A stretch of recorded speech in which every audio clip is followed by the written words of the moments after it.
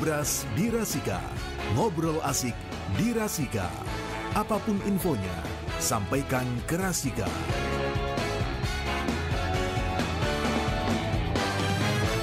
Ya, apapun infonya sampaikan ke Rasika. Kita ngobras berpalekat, berbicara pemilu santai lebih dekat bersama KPU Kabupaten Pekalongan. Dan yang sudah hadir narasumber kita dari Komisioner KPU. Ya, ada Kadif Humas KPU Kabupaten Pekalongan, Mas Fathudin. Selamat pagi, Mas. Fathudin. Iya. Fathudin, gimana? Pagi ya, kelihatan seger banget ini. Baru mandi atau memang jadi mandi berapa kali sih? Perhatian banget. Ini malu lebih saya. dari 2. Oh, lebih dari 2. Aduh, cakep. Kalau ya. masih itu masih. Iya. Sekiyeng nek ora kiyeng ya baru satu kali. Luar biasa. Seneng saya kalau lihat orang ganteng, kadang saya nyesel jadi cowok nyesel. Ya, kawan Rasika, nanti kalau kawan Rasika mau ikutan gabung nanya sama Mas Fathudin, ya. Silakan aja ya. Telepon di atau WA di 08564773111 dan kita bisa saksikan lewat streaming www.rasikapekalongan.com atau YouTube Rasika TV official ya. Dan kemudian jangan lupa follow ya, biar kawan Rasika tiap kita siaran ngobras atau tiap ngobras berpalekat bisa langsung lihat penampakan ya dari Mas Fathudin dan juga saya ya. Kemudian juga live Facebook KPU Kabupaten Pekalongan juga ya. Ya, jangan Mas, lupa di follow juga. Di follow juga. Subscribe juga untuk YouTube-nya. Follow, like, komen. Iya, subscribe. Komplit ya. Ya, tema kita kawan Rasika pada pagi hari ini menumbuhkan kesadaran hukum pemilu masyarakat menuju pemilu yang cerdas, berintegritas dan partisipatif. Jadi ada ini seri yang kedua karena 2-3 Mei kemarin kita sudah bahas ini, tetapi ini dengan materi yang berbeda. Yang berbeda yang dengan tujuan yang sama. Dengan tujuan yang sama untuk membuat cerdas para calon pemilih ya di pesta demokrasi baik pilkada, pemilu maupun pilpres ya. Betul. Ya, ini pemilu yang cerdas, integritas dan partisipatif mungkin bisa dijelaskan satu persatu, Mas. Oke. Terima kasih pendengar Rasika FM yang luar biasa. Alhamdulillah kita masih diberi kesehatan dan kesempatan untuk mendengarkan radio yang luar biasa ini dalam acara berpalekat berbicara pemilu santai lebih dekat dengan KPU Kabupaten Pekalongan tiap hari Kamis jam Jumat.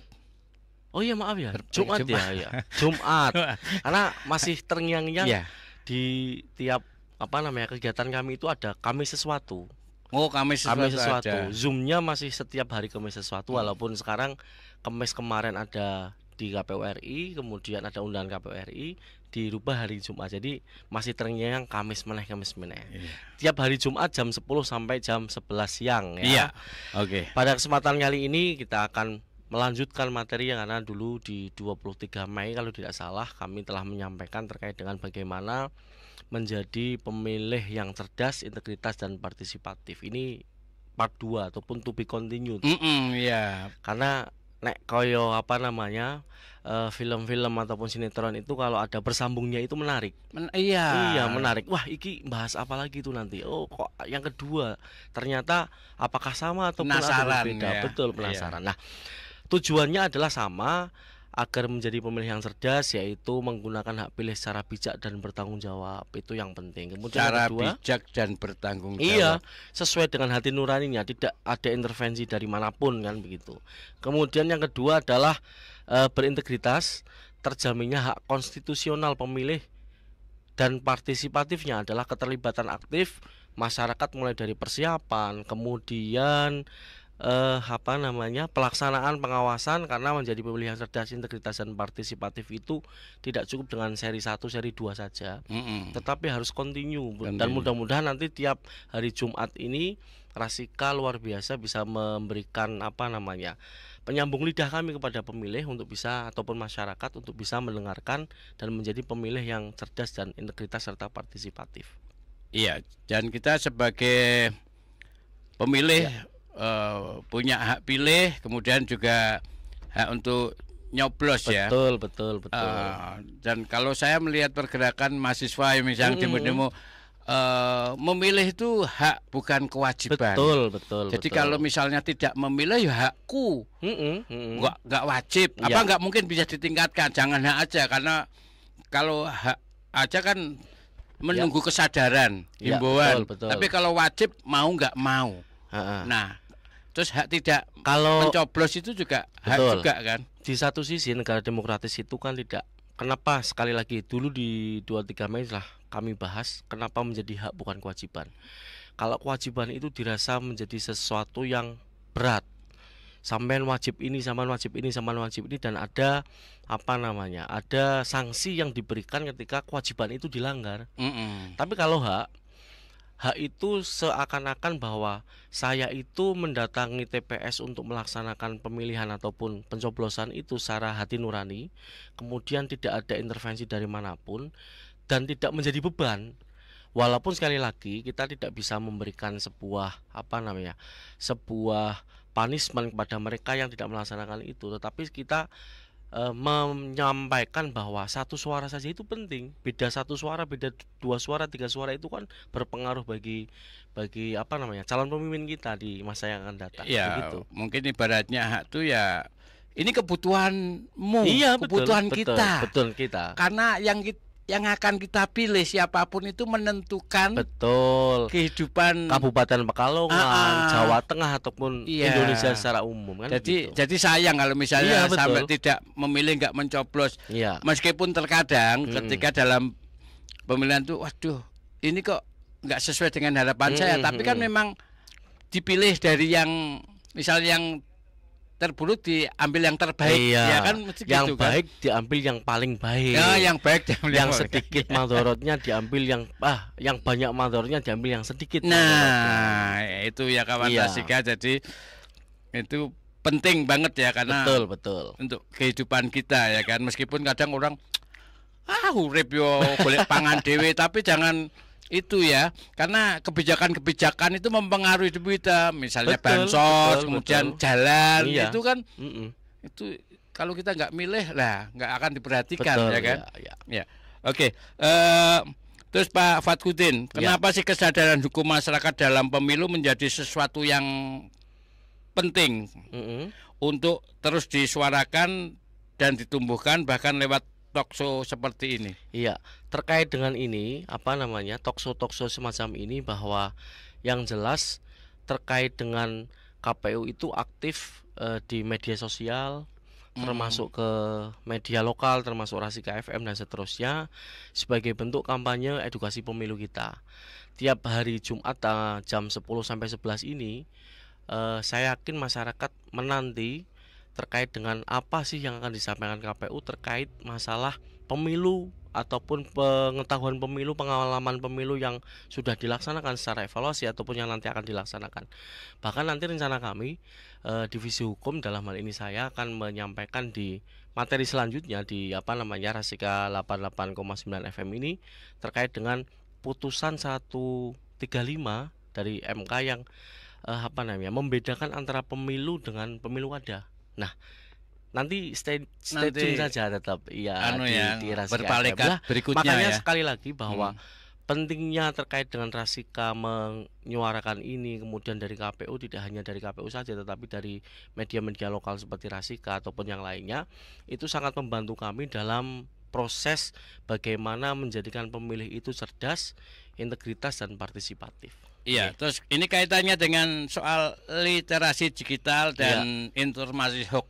Itu kan kalau kita kurang literasi, itu kan kita mudah termakan sama isu hoax atau berita-berita yang nggak benar, yang sumbernya nggak jelas. Nah, terus yang kita tanyakan saat ini kan penyebaran hoax dan disinformasi kerap terjadi ya di masa pemilu ya. Iya, betul. Entah itu sengaja gak ketahuan atau memang pihak-pihak tertentu ya kan.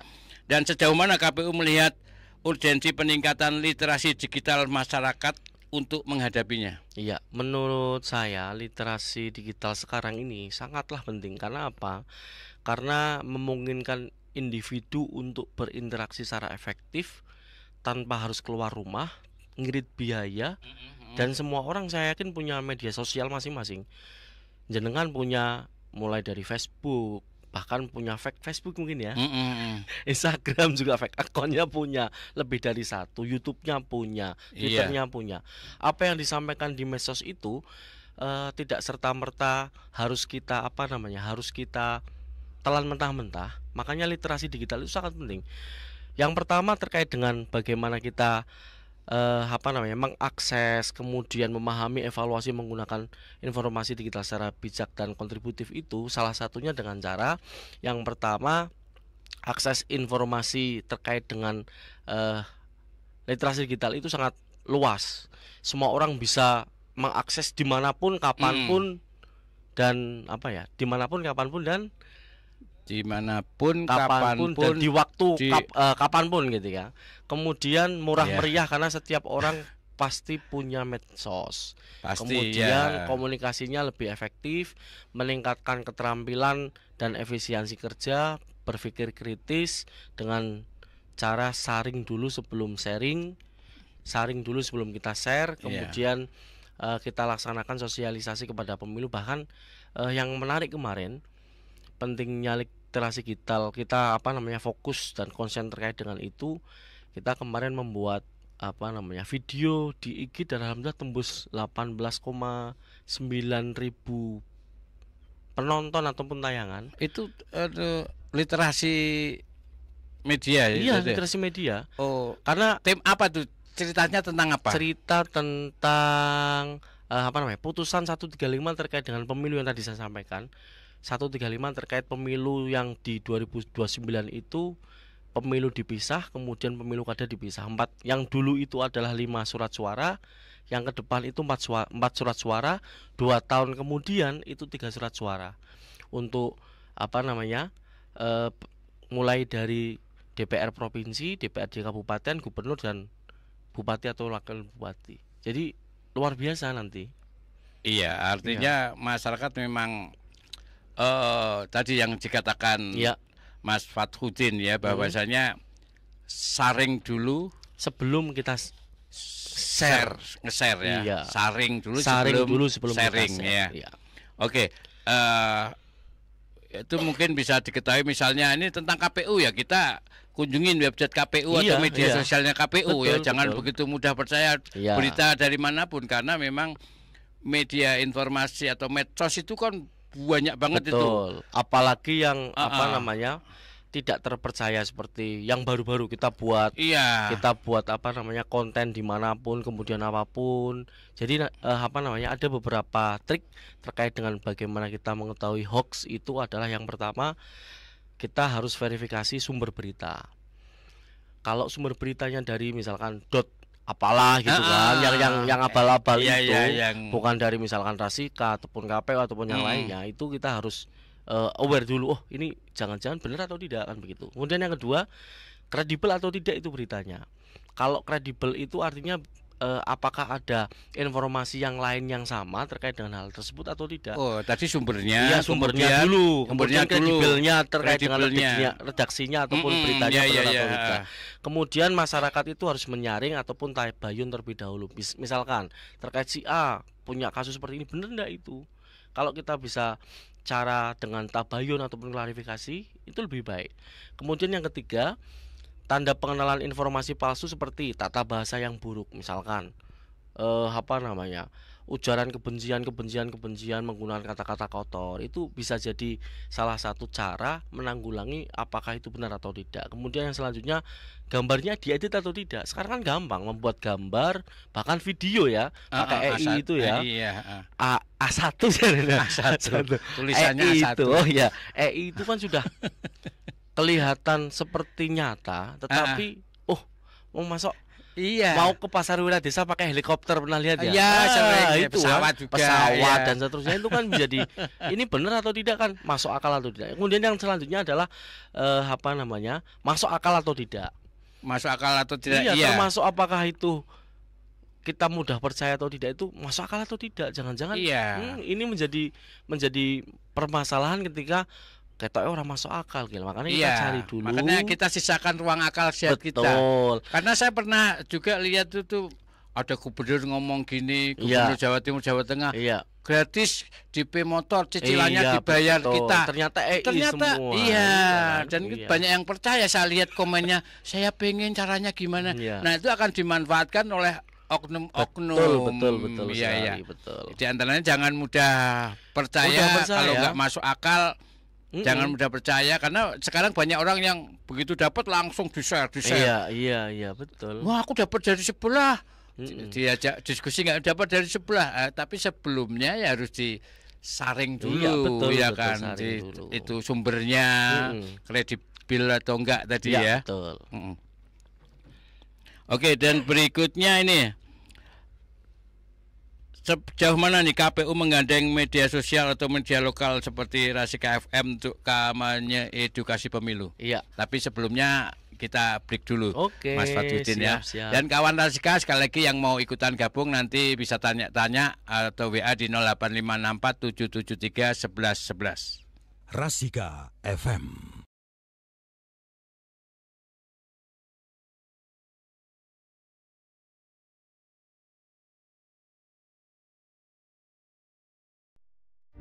Pemilih cerdas, data valid.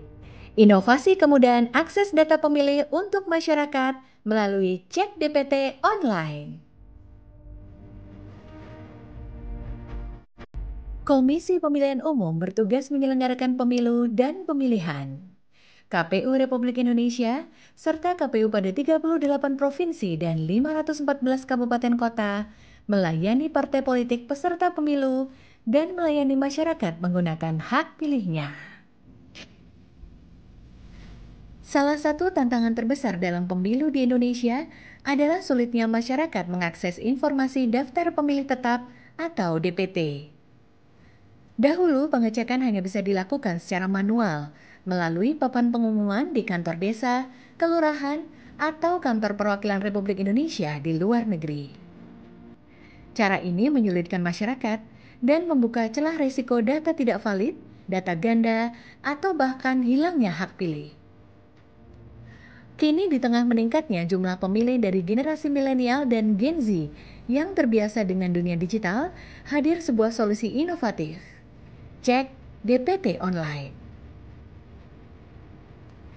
Inovasi ini memungkinkan masyarakat mengecek status keterdaftaran pemilih dan lokasi TPS secara mandiri, cepat, dan real time.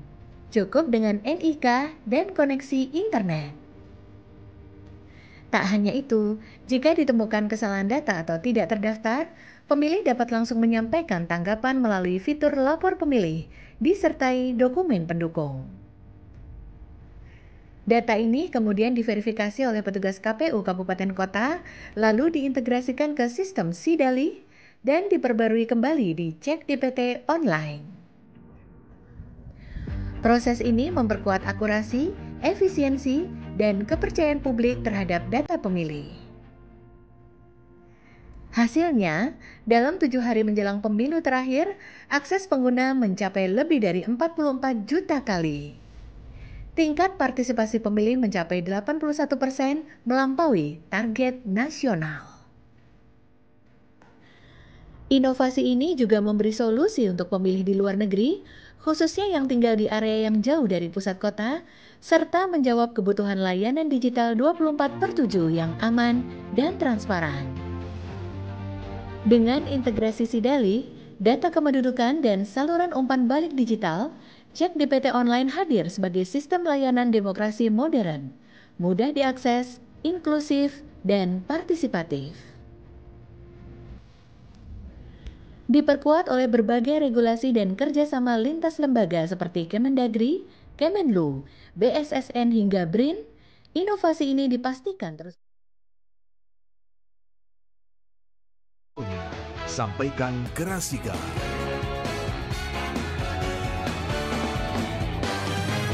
Iya, ngobras berpalekat berbicara pemilu santai lebih dekat kawan Rasika bersama KPU Kabupaten Pekalongan, dan kawan Rasika bisa saksikan lewat YouTube Rasika TV Official dan streaming www.rasikapekalongan.com. Kemudian juga kawan Rasika bisa lihat juga live dari KPU Kabupaten Pekalongan ya. Iya, betul. Dan kawan Rasika jangan lupa follow media sosial Rasika, Instagramnya, kemudian Facebooknya, websitenya, YouTube-nya, dan Twitternya ya.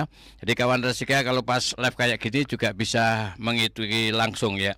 Tadi kita Mas Fatudin ya. Pertanyaannya sejauh mana nih KPU menggandeng media sosial, media lokal ataupun media mainstream untuk kampanye edukasi pemilu? Iya. Terima kasih. Untuk KPU itu punya kewajiban untuk mentransfer knowledge kami kepada masyarakat ataupun pemilih agar bagaimana mereka itu menjadi pemilih yang cerdas, integritas, dan partisipatif. Kami tidak bisa sendirian, saya yakin. Kami butuh media sosial untuk menyuarakan informasi-informasi yang ada, kemudian termasuk media lokal yang seperti Rasika FM ini. Jadi masyarakat ini perlu ditingkatkan literasi digitalnya agar mereka itu mengenali dan memahami apa itu berita hoaks, berita yang benar seperti apa, berita-berita yang faktual, aktual, dan seterusnya. Karena kampanye edukasi dapat dilakukan melalui berbagai media, termasuk media sosial Rasika sebagai media lokal yang bisa menyuarakan dan juga menyampaikan ini kepada masyarakat pendengar setia kepada Rasika FM. Karena sekali lagi, Rasika pun kan tidak hanya menjadi radio saja, tetapi punya YouTube-nya, punya itunya dan seterusnya yang di luar itu adalah hanya pendengar, tetapi sekarang sudah menggunakan audiovisualnya. Jadi hal-hal yang menarik semacam ini perlu kita tingkatkan terkait dengan bagaimana kita memberikan informasi agar masyarakat itu betul-betul tercerdaskan dengan apa itu pemilu, bagaimana seharusnya berpemilu, dan seterusnya. Jadi ini sangat penting untuk sangat penting menyampaikan informasi apapun dari KPU Kabupaten Pekalongan ke masyarakat, khususnya warga Pekalongan. Betul. Ya, terus ini kaitannya dengan tindak pidana pemilu dan sanksinya. Biasanya kan tiap pemilu bisa jadi ada pelanggaran-pelanggaran yang dilakukan oleh peserta pemilu ataupun masyarakat sendiri. Betul. Nah, ini bisa dijelaskan mungkin contoh nyata dari tindak pidana pemilu yang sering terjadi di lapangan. Iya. Dan ini terus juga apa pasal mana yang paling rawan dilanggar oleh peserta pemilu atau masyarakat itu? Oke. Terkait dengan di Undang-Undang 7 tahun 2017 itu terkait tindak pidana pemilu itu mulai dari pasal 488 sampai dengan 554 dalam Undang-Undang Pemilu yang tebal ini. Dan apakah ini masih relevan untuk nanti pemilu? Saya yakin akan ada revisi karena terkait dengan putusan threshold, kemudian putusan MK terkait masalah nanti pemilu di 2029 dan pemilu kadanya 2 tahun setelahnya itu juga pasti akan ada itu. Tetapi perlu kami sampaikan secara sesuai dengan undang-undang yang masih berlaku ya, UU 7 2017. Seperti contoh di pasal 496 Undang-Undang Pemilu, kita memberikan informasi tidak benar dalam laporan dana kampanye pemilu oleh calon peserta pemilu itu pidananya 1 tahun, denda paling banyak 12 juta. Artinya ketika ada orang yang bukan memalsukan saja ya, keterangan tidak benar, selisih angka 0, selisih angka berapa ribu dan seterusnya, itu bisa menjadi tindak pidana pemilu 1 tahun kurungan, kemudian denda subsidiarnya sampai dengan 12 juta.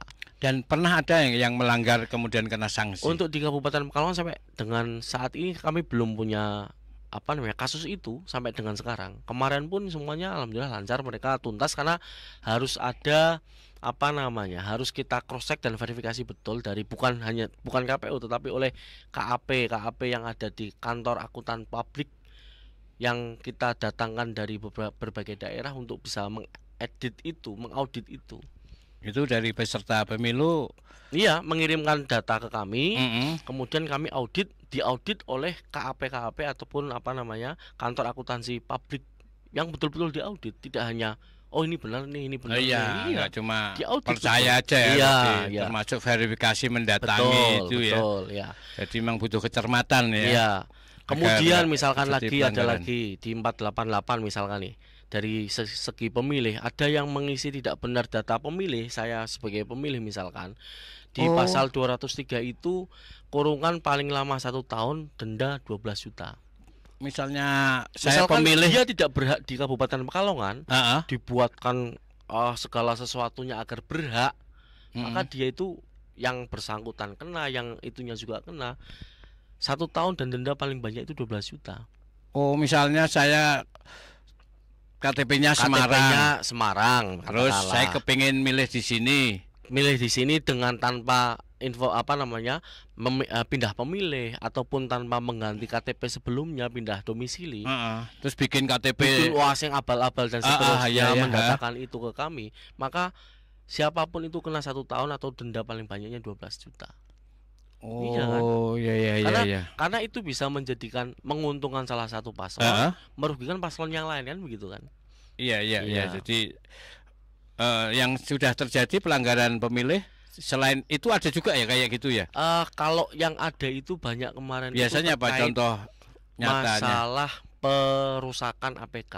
Alat peraga Oh, kampanye. iya. Alat Itu sering peraga terjadi. kampanye yang dibuat oleh KPU Heeh. ataupun oleh peserta pemilu itu tidak boleh dirusak oleh siapapun. Iya. Sengaja ataupun tidak sengaja ada sanksinya. Dan sekali lagi, ini yang perlu kami sampaikan kepada masyarakat bahwa merusak alat peraga kampanye itu yang tidak sesuai dengan pemasangan betul itu terkena itu. Kalau dipasang di pohon dan sebagainya, laporkan saja ke Bawaslu ataupun yang lainnya, ataupun nanti Satpol PP akan bisa menyampaikan. Misalkan saya punya rumah nih, di depannya ada gambar pasangan calon, Tembok ya. tidak konfirmasi kepada saya, ya monggo, itu bisa menjadi hak kewenangan panjenengan untuk bisa mencopot itu. Iya. Mencopot atau melaporkan? Bisa melaporkan, tetapi kalau memang tidak ada izin kepada saya yang punya rumah itu, maka bisa langsung dicopot dan kemudian melaporkan bahwa kami mencopot karena terkait dengan masalah tidak ada izin kepada kami, kan begitu. Iya, karena Iya. artinya ketika ditempelin situ kan berarti kayak merusak ya kan. Iya.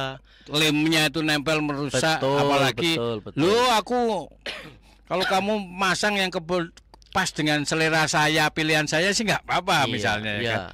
Iya. Gitu. Jadi copot aja, nggak kena sanksi karena banyak juga yang nempelin di dekat pintu juga. Kan prinsipnya begini, bahwa alat peraga kampanye itu punya catatan, punya SOP untuk bisa dipasang di mana-mana dan seterusnya. Kalau itu melanggar ya monggo.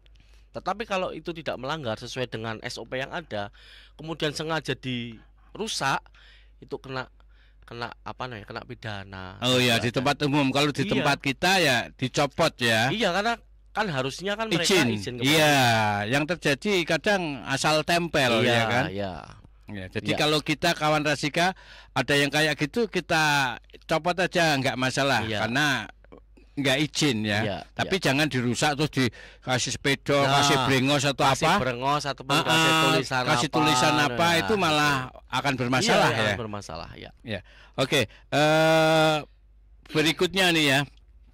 Apa peran masyarakat ini ya? Ini tadi nyambung tadi. Iya. Peran masyarakat dalam mencegah atau melaporkan tindak pelanggaran hukum pemilu dan kemana sebaiknya melapor? Oke. Karena sekarang kan ya masyarakat lebih suka memviralkan. Iya, viral dulu Iya. baru Ada tindakan. lanjut kan. Nah, ya. Terkait dengan pelaporan ini, pelaporan pelanggaran hukum sendiri itu ada di mitra kami, yaitu Bawaslu. Bawaslu itu ada model helpdesk-nya mereka. Kemudian selain itu kita juga buka helpdesk sendiri di kantor. Ketika ada permasalahan apapun, misalkan contoh, ada seorang si A katakanlah dicatut sebagai anggota salah satu parpol. Misalkan nama A, Pak mau daftar PNS kan nggak bisa karena dia itu salah satu parpol, ditulisnya sipol seperti itu.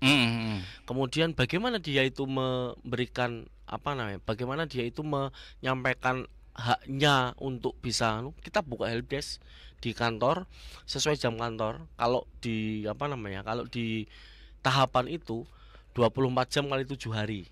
Kalau yang dulu saat tahapan ya. Tapi untuk saat ini berarti jam kantor saja. Karena terkait dengan tidak ada tahapan itu lebih fokusnya di kantor untuk administrasi dan seterusnya. Jadi kita bisa datang ke kantor KPU ataupun langsung bisa menyampaikan ke Bawaslu terkait dengan hal-hal yang mungkin menjadi tindak pidana pemilu ataupun pilkada. Iya. Iya, itu saluran resminya ya, Iya, kawan betul, Rasika. betul. Di luar itu ya mungkin media sosial. Kalau saluran resminya mungkin responnya kurang cepat ya, dianggap kurang cepat bisa jadi. Saya kira pasti kalau sudah sesuai Kalau KPU dengan, ya mungkin, kalau Bawaslu kan Iya. kadang kita kalau sudah apa namanya sesuai dengan uji materinya, saya yakin langsung bisa diproses. Apakah itu nanti tindak lanjutnya seperti apa, nanti saya kira Bawaslu bisa menyampaikan. ya, oke. Artinya Bawaslu juga punya media sosial Betul, juga, betul. KPU. Jadi ketika kita melaporkan, kita tunggu nih langsung ditanggapi lewat Iya, media sosial juga iya, atau enggak ya? bisa, ya. Ah, itu kawan Rasika. Jadi saluran resminya. Kalau biar langsung ada jawaban atau solusinya. Kalau kita media sosial ngunggah sendiri tanpa menyampaikan ke sumber dari KPU atau Iya. Bawaslu, ya nggak akan dapat kepastian. Betul, ya kan harus delik aduan dulu, Nah, ya. mengadukan dulu. Oke, berikutnya ini kaitannya dengan hak konstitusional dan jaminan KPU. KPU kan memiliki tanggung jawab memastikan hak pilih setiap warga negara. Iya. Dan apa saja langkah nyata yang dilakukan untuk menjamin hak konstitusional ini, terutama bagi kelompok rentan seperti disabilitas ya. Ataupun kelompok minoritas gitu Kelompok ya. minoritas juga. Nah, ya. KPU itu punya kewajiban menciptakan pemilu itu inklusif. Artinya begini, pemilihan umum itu dirancang untuk memastikan bahwa setiap warga negara yang sudah berhak menjadi pemilih mempunyai kesempatan yang setara untuk berpartisipasi dalam pemilihan politik. Jadi mereka itu punya hak yang sama untuk dipilih dan memilih. Dia itu kan bisa punya hak menjadi calon, dipilih ya. Dia juga bisa menjadi hak untuk memilih saja. Jadi monggo itu digunakan secara maksimal, mencakup pengakuan perlindungan hak-hak politik semua warga negara tanpa memandang jenis kelamin, usia, disabilitas, etnis, agama, latar belakang, sosial ekonomi, sepanjang yang bersangkutan itu memenuhi persyaratan. Misalkan ada sih di beberapa kasus tidak punya KTP, Soalnya DGJ ya. ODGJ pun kita berikan tetap hak sepanjang dia tidak ada keterangan dari rumah sakit yang menyampaikan bahwa yang bersangkutan itu ODGJ. Oh gitu Iya. ya. Oh. Saking kita jaga hak betul Saking masyarakat, dijaga, ya, itu. yang kata orang itu ODGJ, kata orang nih misalkan, Iya. ini ODGJ ini. Tapi secara Sepanjang tidak ada bukti otentik bahwa dia itu pernah ditulis ODGJ oleh dokter yang menangani beliau, maka dia tetap punya hak. Dene mau memilih atau tidak itu urusan mereka. Oh iya, Kan jadi begitu. itu bagian dari tanggung jawab KPU untuk Betul. menjamin tidak ada warga yang Betul. kehilangan hak pilihnya Betul karena sekali. tidak tercatat atau salah data. Iya. Kalau betul. salah data, Kalau salah data, KPU itu memiliki beberapa upaya untuk mencegah hak pilih karena terdaftar dan salah data. Salah satunya dengan cara begini. Pemutakhiran pemilih itu kan jauh sebelum pemilu itu akan dilangsungkan. iya diupdate terus. Sampai ya. sekarang misalkan. Mm-mm. Ini non tahapan, padahal pemilu nanti 2029. Kita updating di KPU Kabupaten Pekalongan ini setiap 3 bulan sekali, provinsi 6 bulan sekali. Kita update dari data Dukcapil. Setelah itu kalau misalkan ada beberapa masukan-masukan yang masuk TNI, yang pensiun dari TNI ataupun Polri, yang baru masuk yang tamtama sekarang dan seterusnya, itu terdaftar dan kemudian nanti kita akan mutakhirkan lewat secara mutakhir. Bahkan nanti ketika pemilu yang paling penting, beberapa bulan sebelumnya kan ada coklit pencocokan pemilih, pencocokan kepada pemilih-pemilih sampai datang ke rumah-rumah masing-masing, kemudian ditempeli stiker dan seterusnya. Insya Allah terkait dengan salah data sampai dengan sekarang itu tidak ada kasus itu, karena sekali lagi kalau KPU-nya dalam hal ini punya ad hoc sampai dengan PPK PPS kemudian Pantarle datang ke rumah masing-masing secara betul, saya kira semuanya terdata dengan maksimal tanpa ada permasalahan yang muncul. Misalkan ada nih, saya kok saat coklit itu di Bojong misalkan, saya KTP-nya Bojong, kemudian H-min berapa 1 bulan saya sudah pindah ke Tirto misalkan, maka kami mempunyai mempunyai kewajiban untuk bagaimana jenengan itu DPT-nya tetap di sana, tetapi punya hak yang lain, yaitu namanya pindah pemilih. Membawa KTP saja bisa nyoblos. Pindah pemilih. Iya, pindah pemilih. Jadi selama KTP-nya domisili Kabupaten Pekalongan misalnya. Oh, itu. Yang penting domisili Iya. Kabupaten Pekalongan, mau pindah milih kecamatan mana? Iya, sesuai dengan domisilinya. Sesuai misalkan saya awalnya sebelum menikah di Bojong misalkan. Kemudian menikah di Tirto di satu kasus itu. Kemudian KTP-nya sudah terbaru di Tirto kan. Kalau nyoblosnya ke Bojong kan kerepotan. Boleh sesuai DPT di Bojong, tetapi boleh juga memilihnya di Tirto dengan membawa KTP domisilinya Tirto. Oh, iya, gitu ya. Jadi ini bentuk tanggung jawab KPU untuk menjamin hak pilih. Menjamin hak pilih, betul. Agar jangan sampai terabaikan atau salah karena data. Kita tidak melayani ataupun menghilangkan hak pilih salah satu orang saja itu kan pidana. Iya, pidana. Ya termasuk tadi disabilitas, panti-panti jompo, termasuk itu kita datangi betul. Rumah tahanan itu kan, termasuk PT-PT yang tidak meliburkan itu. Koordinasi betul. Kalau jenengan itu mau buat TPS di tempat TPS kerja, di tempat khusus itu bisa.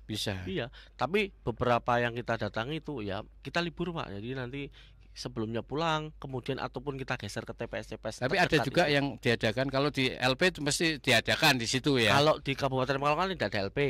Apa rutan? Kok nggak ada ya? Rutan kan yang di kota toh? Di kota. Nah, kita tidak ada. Tapi kita koordinasi, Pak. Ada berapa ini jumlah narapidana? Misalkan 30. Yang ber-KTP iya, kabupaten. Nanti hari H kira-kira gimana Pak? Oh, dipindah di kota. Sudah penyidikan, berarti dipindah ke sana. Maka kita tidak berkewajiban lagi, tapi koordinasi itu dijalankan. Kita buat ini, kita koordinasi ini Pak, TPS terdekat dengan rutan ini. Oh, gitu koordinasi itu. Tanpa betul. Harus di tempat.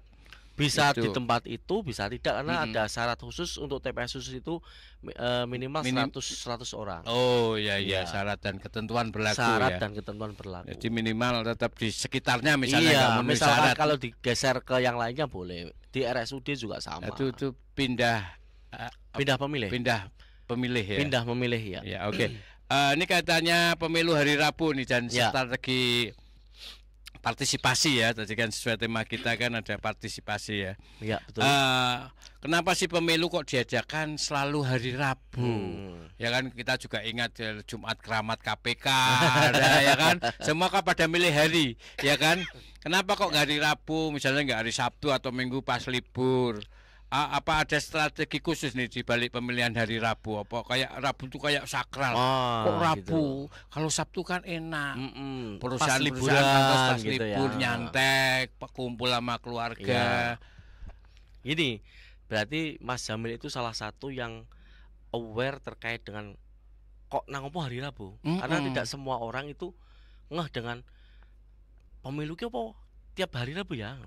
Karena tidak itu, makanya kita sampaikan di sini kenapa tiap hari Rabu. Nah, ini ada sejarahnya. Dulu pernah di hari Senin atau Kamis, tetapi ternyata partisipasinya tidak bisa maksimal. Nah, perlu kami sampaikan di sini. Contoh 2019, 2024 kemarin, kemudian 2014 pun itu di hari Rabu. Misalkan kemarin di tanggal 14 Februari kan Rabu. Kemudian pemilu kada di 24 November juga Rabu kan. Terkait dengan itu 27 November 27 November kan Rabu juga. Bahkan sejak 2014 itu pemungutan suara itu tiap hari Rabu. Kenapa? Karena kita punya tujuan tertentu, yaitu salah satunya di KPU RI sudah ada konsensus tidak tertulis. Rabu itu ternyata tidak tertulis, sekedar konsensus tidak tertulis. Kenapa hari Rabu itu ternyata dulu pernah Senin dan Kamis ternyata untuk partisipasinya tidak mendongkrak jauh, tetapi sejak 2014 itu mendongkrak dengan 79% peserta partisipasinya, tingkat partisipasinya meningkat dari Rabu. Padahal kan juga ada hari Selasa. Iya, kenapa Kamis? Nah, begini, ternyata kok Senin Kamis secara pilihannya begini. Orang itu tidak cenderung mengambil cuti di hari Selasa, Rabu, Kamis. Tapi kalau Jumat, dia itu bisa mengambil cuti Kamis, Jumat, Sabtu, Minggu, nanti berangkatnya Senin. Nah, misalkan kenapa tidak hari Kamis? dia itu ndak ambil cuti Kamis, Jumat, Sabtu, Minggu. Kenapa ada hari Jumat ataupun hari libur? Justru malah hari libur itu banyak, misalkan libur itu banyak orang yang berekreasi ke mana-mana. Kenapa tidak hari Senin? Karena masih dimungkinkan Sabtu, Minggu, Seninnya ambil cuti.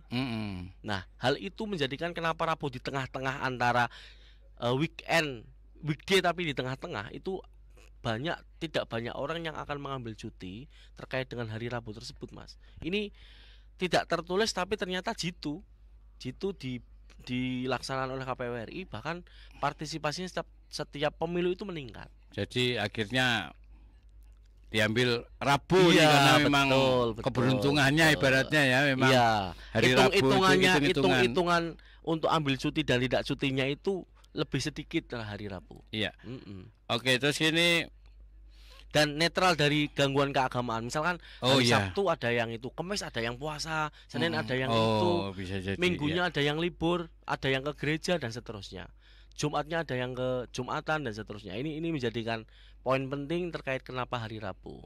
Ya. Ya, kemudian kaitannya dengan pemutakhiran data pemilih berkelanjutan atau PPD. Ya. PPDB ya, bisa PB Mas. PD pemutakhiran data, PD pemilih berkelanjutan. Iya. Ini pemutaran data pemilih berkelanjutan tertulis PPDB. Ya. Oke, bisa dijelaskan kepada kawan Rasika apa itu pemutakhiran data pemilih berkelanjutan dan kenapa tetap dilakukan meskipun di luar tahapan pemilu? Iya. Kami harus memastikan bahwa hak kewajiban pemilih itu dengan beberapa cara, salah satunya memastikan pemilih itu terdaftar, memberikan informasi yang luar biasa komprehensif terkait pemilu, menjamin hak pemilih disabilitas. Maka KPU juga mempunyai tugas yang lain, yaitu selain itu adalah sosialisasi, memastikan pemilih dapat menggunakan hak pilih mereka secara sah. Walaupun masuk dalam masa non tahapan seperti sekarang ini, kita punya kewajiban untuk bagaimana melaksanakan pemutakhiran data pemilih berkelanjutan yang tadi awal saya sampaikan, setiap 3 bulan sekali dilaksanakan di KPU Kabupaten Pekalongan, 6 bulan sekali ataupun per semester di provinsi. Itu dalam rangka bagaimana kita memutakhirkan, tujuannya agar data pemilih itu tetap akurat dan mutakhir. Jadi yang veteran ataupun pensiunan TNI Polri bisa kita data sejak dini mulai dari sekarang. Iya. Oke, sip. Oke, kawan Rasika, luar biasa ya, senang Mas Fathuddin itu kalau menjelaskan tuh bisa gamblang, mudah dicerna ya. Nanti kita lanjutin lagi ya, tetap di Ngobras Berpalekat, berbicara pemilu santai lebih dekat. Rasika FM.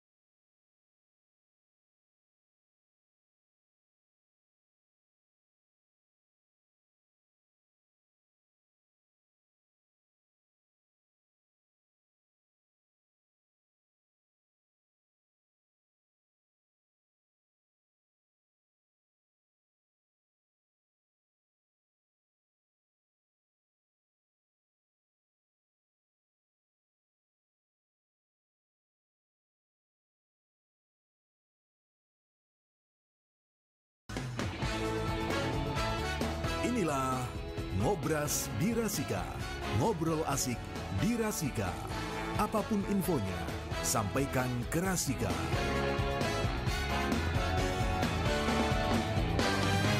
Iya, Ngobras Berpalekat, berbicara pemilu santai lebih dekat bersama KPU Kabupaten Pekalongan. Kita masih bersama narasumber kita, Mas Fathuddin, Kadif Humas KPU Kabupaten Pekalongan.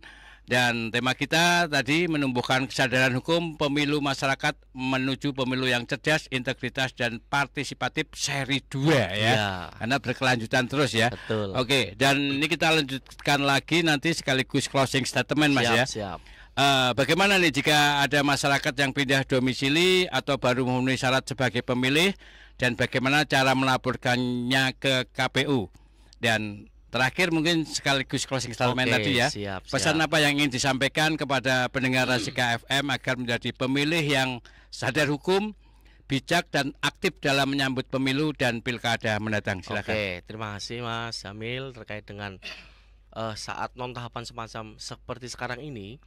Kalau ada orang yang pindah pemilih itu bisa melaporkan ke KPU bahwa Pak, saya sudah pindah pemilih. Justru itu menandakan bahwa masyarakat itu berpartisipasi aktif terkait dengan perubahan-perubahan yang mereka buat, kemudian kita bisa tuntaskan. Tetapi kalau tidak mereka melapor ke KPU pun otomatis kita sudah koordinasi dengan Dukcapil. Data-data yang pindah domisili, pindah KTP, pindah menikah dan seterusnya, baik dari luar daerah ataupun yang lainnya ataupun dari sini keluar, itu sudah ada datanya di Dukcapil. Kemudian kita data per 3 bulan itu nanti kita akan laksanakan pemutakhiran untuk bisa di-updating dan mutakhirkan. Ya, untuk melaporkan ke KPU kan nggak harus datang ke kantornya, tapi boleh, melalui aplikasi ya kan, bisa, yang ada di KPU itu ya. Iya. Karena terkait dengan tapi sekali lagi terkait dengan data-datanya yang kita butuhkan, yang dibutuhkan di kegiatan ini kan tidak hanya saya sudah pindah lah, pindah kemana, KTP-nya siapa namanya, NIK-nya berapa, kan kita harus tuntas juga. Jangan-jangan yang bersangkutan itu hanya tidak melampirkan bukti-bukti otentik. Karena sekali lagi, seseorang dianggap sesuai dengan domisili itu kan kalau KTP-nya berubah, KK-nya berubah. Jadi kita juga minta bukti itu terkait dengan, misalkan ada yang bertanya dari Bawaslu kan juga harus ada bukti itu, Mas. Ya. Oke, tadi yang untuk closing statement terakhir terkait dengan berpalekat hari ini. Terima kasih kepada para pendengar Rasika FM, tetap setia yang stay tune dalam acara berpalekat, berbicara pemilu santai lebih dekat dengan KPU Kabupaten Pekalongan tiap hari Jumat pukul 10 sampai 11 siang ini untuk menambah wawasan, pengalaman dan pengetahuan dalam rangka menjadi pionir pemilu di Indonesia semakin luar biasa, Mas Jamil. Dalam lain kesempatan insya Allah nanti di bulan depan, Mas Jamil, saya akan menyampaikan dampak putusan MK terkait dengan sistem pemilu dan pilkada yang akan datang. Yang tadi saya sampaikan pemilunya 2029, pilkadanya 2031 ataupun 2031 bulan ke-6 dan seterusnya, karena jedanya 2 tahun, maksimal 2 tahun 6 bulan. Jangan lupa para masyarakat Kabupaten Pekalongan, gunakan hak pilihmu, karena satu suara kamu bisa menentukan arah negeri ini ke depan sampai ketemu di TPS di hari Rabu mendatang, Mas. Ya. Insya Allah masih Rabu, Mas. Oke, terima kasih Mas Fasudin untuk hadirnya, untuk berbagi informasi kepada kawan Rasika. Mudah-mudahan kawan Rasika tetap selalu berpartisipasi aktif dalam pesta demokrasi Indonesia, dan juga untuk meningkatkan kualitas demokrasi di Indonesia, karena semuanya itu demi untuk kita sendiri ya. Betul. Sekali lagi terima kasih Mas Fasudin, sehat selalu, lancar selalu, salam buat teman-teman KPU Kabupaten Pekalongan ya. Sehat semua, lancar semua, rezekinya juga berlimpah-limpah. Amin. Ya, dan dengan demikian berakhir sudah Ngobras Berpalekat. Saya Jamil Suka-Suka dan Ira Ceria pamit undur diri. Terima kasih. Wassalamualaikum warahmatullahi wabarakatuh. Waalaikumsalam warahmatullahi wabarakatuh.